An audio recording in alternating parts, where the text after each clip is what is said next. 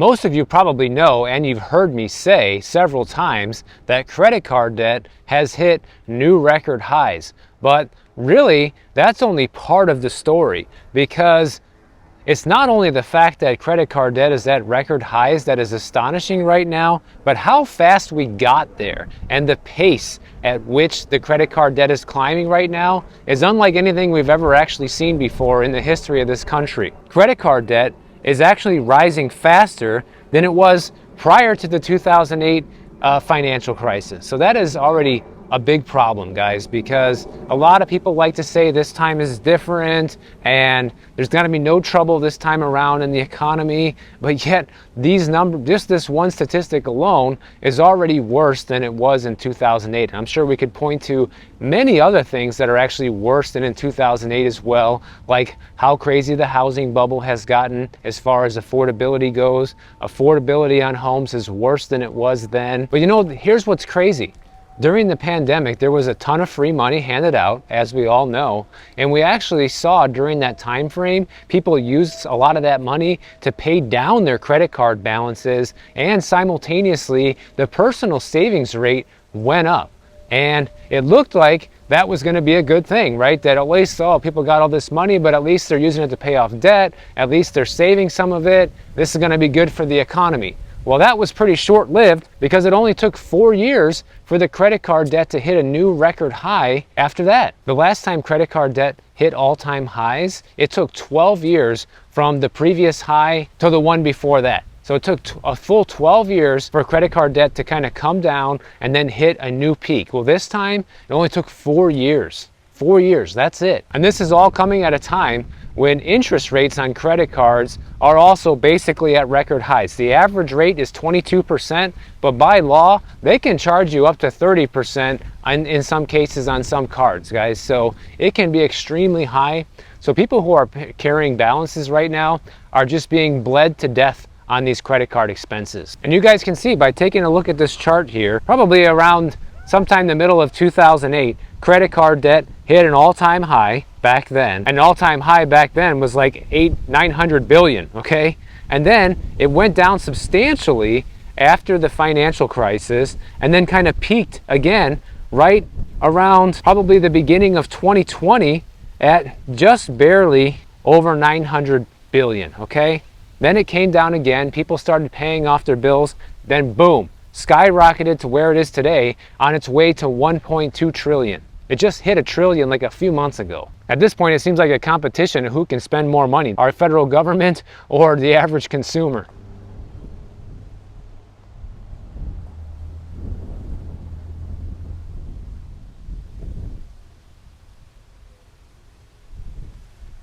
So what all this tells me is that credit cards are the #1 way that people are surviving right now and paying their bills for the most part. But one thing I keep saying over and over again is that comes to an end. People only have so many credit cards and you can only max out so many of them. You know, say if the average person has 4 or 5 different credit cards and you max them all out, what do you think the likelihood that that person is going to be able to go and apply and receive another card? Probably slim to none, especially now that banks are cutting back on lending standards right now and being tighter on giving out credit.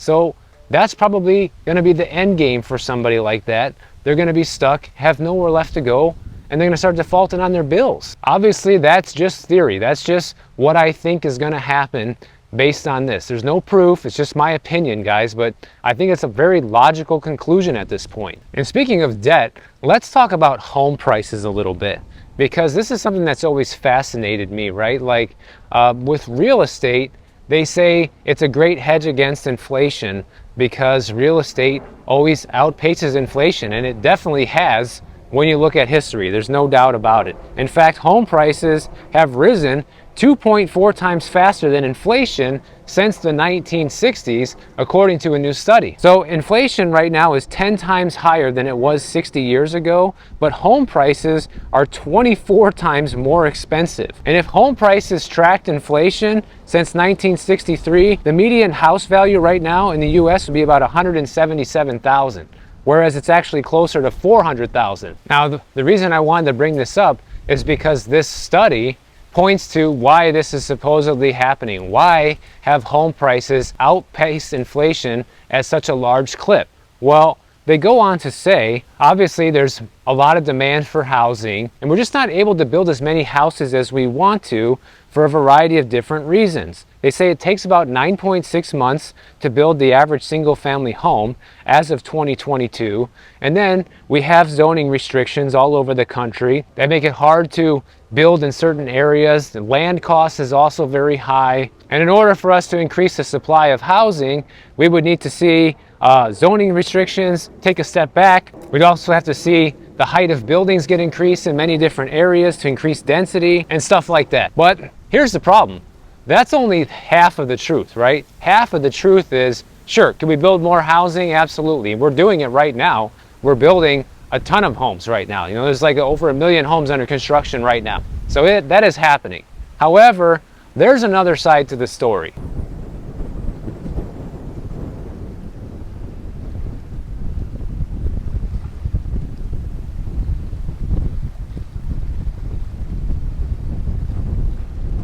Here we have a house for sale for almost 1.9 million, and it is a double flip. Yep, that's right. It was purchased twice in the same year of 2021, first in June for $575,000, then once again in September for $740,000, and now that same person is trying to sell the house for almost $2 million.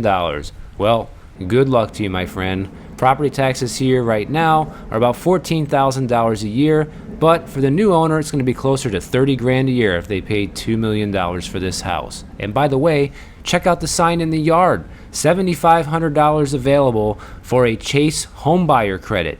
Oh, that's really going to help out a lot when you're spending $2 million, but nonetheless, subsidizing the housing market, trying to make it that little bit more affordable for people to get in way over their heads and buy an expensive home.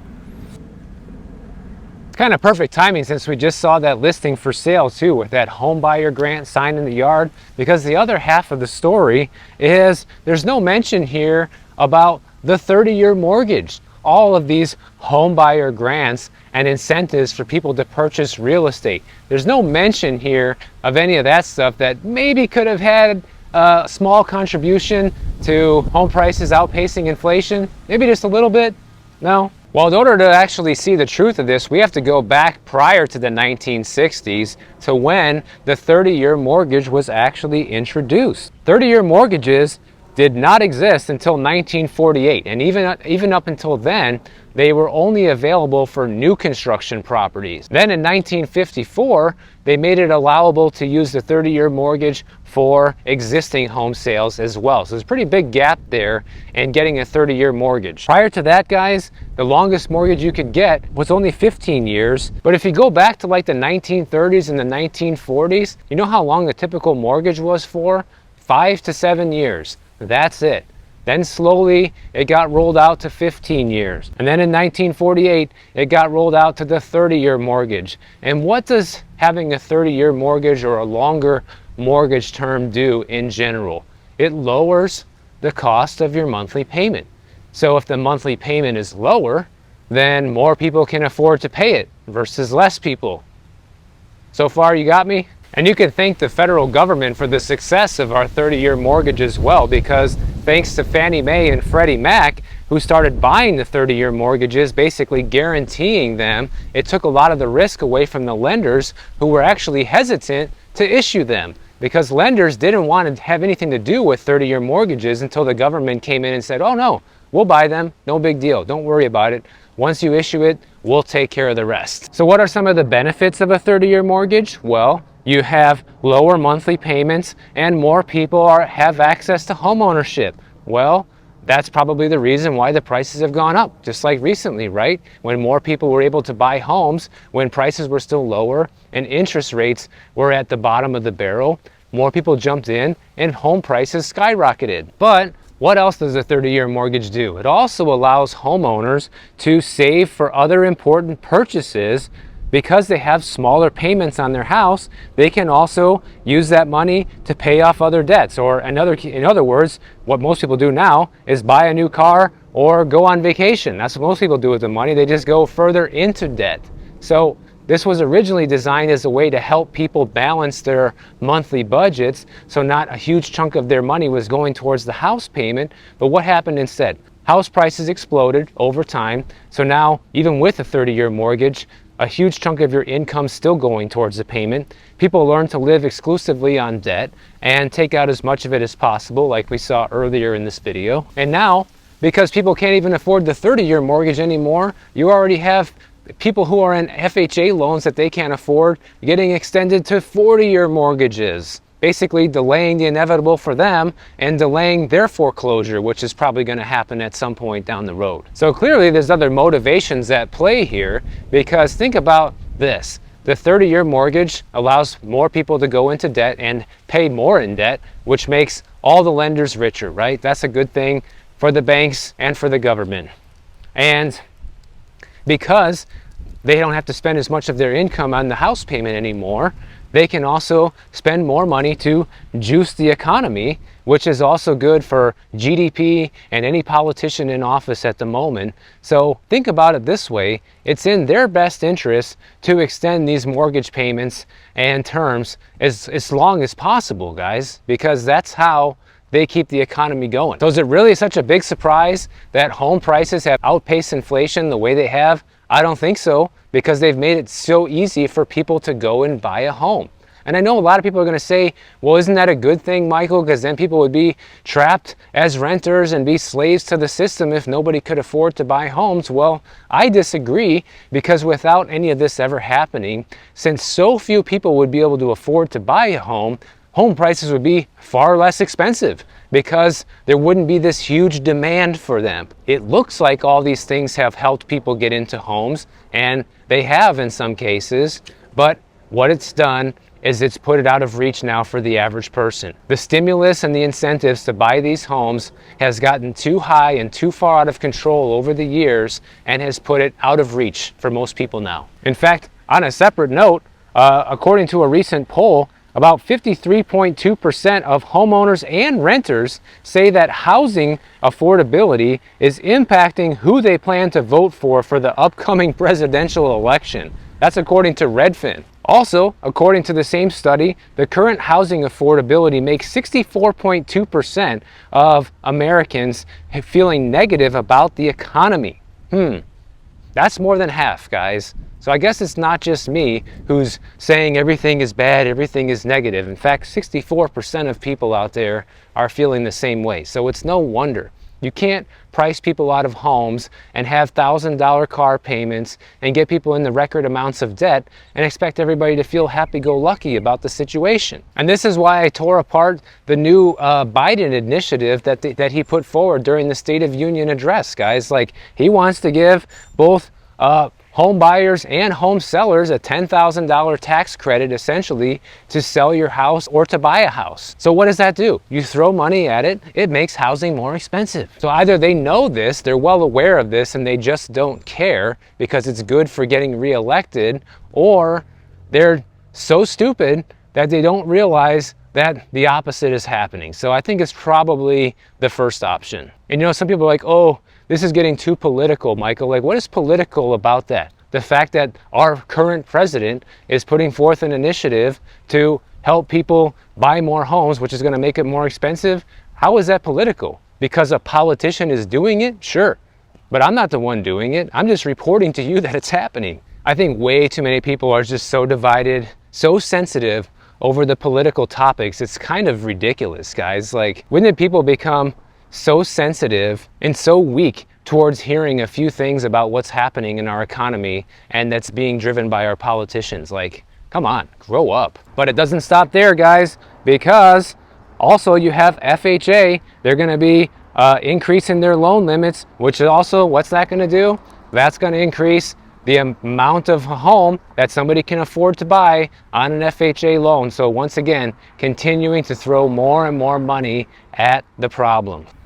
Now here we have a house for sale for a little over $2 million, and this has to be one of the most unique listings I've ever come across on my walks out here, because this house is sitting on a massive lot, over 32,000 square feet, and they have a separate lot available for sale on this same piece of land that you can buy for another $975,000, which will give you a full acre. And in Miami Shores, that's kind of unheard of. This is like the biggest parcel of land that I can see in this area that probably just about anybody owns. And the thing about this house is I drive by this house every week when I do these videos, and it's kind of creepy. You know, it looks like something out of Texas Chainsaw Massacre. But as far as values go for these other houses in the area, you saw the last one. They want $2 million for a tiny house on a tiny lot. This is a giant house on a humongous lot for the same price. So value-wise, this is actually pretty up there in terms of actually giving you something for your money, but I'm sure it needs a ton of renovations. Property tax bill here is currently $21,000 a year. And you know what else they're going to be doing? They're going to make it easier for people to get financing on manufactured homes moving forward, which I think is probably actually a good thing, because that's kind of at a weird point where, you know, the prices on those are not too high, but most people don't have the money to pay cash for them. Allowing more people to get financing for a manufactured home is probably a good thing, but in the end, it is going to drive up the prices of manufactured homes as well. You know, this is exactly what I was talking about the other day. The government says they want to do one thing, which is make housing more affordable, but then what they actually do is they throw money at it and make it more expensive. So you really can't trust these guys, because all of this is disguised to look like it's there to help you and help housing become more affordable, when in reality the opposite is happening. But ironically enough, throwing money at the problem doesn't work for everything, which is kind of a surprise, and electric cars are the most recent example of that. You see these huge incentives and tax credits to buy electric cars, yet the sales and inventory for these cars are faltering. You have brand new Ford F-150 Lightnings right now that are for sale $15,000 below MSRP, okay? You're seeing a similar situation play out right now with the Ford electronic Mustangs, where they're selling like $12,000 below MSRP because they're just trying to get rid of them at this point. But yet there's all these tax credits and incentives to go out and buy the electric car, but people aren't buying it. But I suspect I know what the difference is and why it doesn't work for electric cars and why it did work for housing. Because the difference is everybody wants to own their own home. Not everybody wants to own an electric car. And no matter how many incentives you throw at it, you can't force people to buy something that they don't want. And you know what else is happening with electric cars right now? Because of how much heavier they are than regular cars, the tire industry is actually having a little mini boom because of this, because they say the tires wear out about 20% faster than on internal combustion vehicles, and the tires cost 50% more. So not only do you have to replace them more often, but when you do have to replace them, it costs far more because of the added weight, guys. And people say, oh, that's just a myth that electric cars weigh more. Really? Well, I have some proof here to debunk that. It's funny because every time I mention the electric cars, there's a Tesla. That's something I didn't even know, that depending on the type of tire you decide to put on your electric car, it can actually affect the range by as much as 10 to 15%. So anybody out there who owns an electric car, make sure you know that, because it can really affect how long you're going to be able to drive the car for.